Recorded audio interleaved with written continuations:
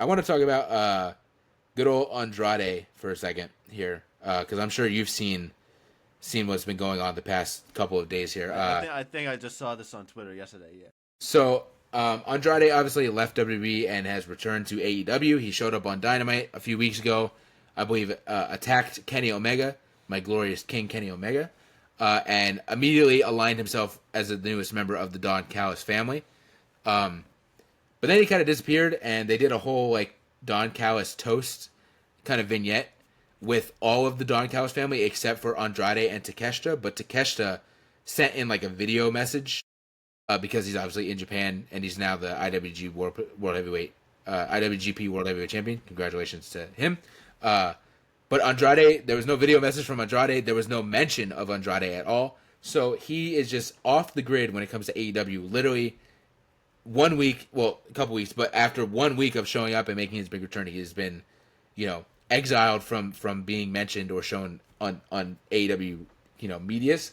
So this obviously opened up a whole floodgate of reasons as to why. I've seen a lot of people, theorizing as to why and whatnot. I guess everybody just needs to find a reason to hate on AEW because I've seen a insane amount of hate towards AEW, which I don't understand. But it seems like what had happened was Andrade, he was released from WWE with cause. Like they released him because he violated like a wellness policy and he was doing drugs or something like that, and that's why they released him.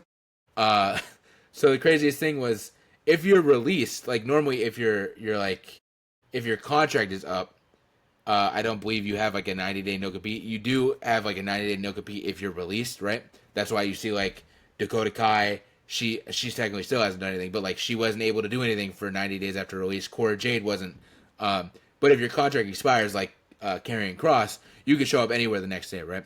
I believe he was released and then showed up, and people were like, maybe he doesn't have a 90-day no compete clause, even though he was released, and things like that. It seems to be the fact that and this is wild to me.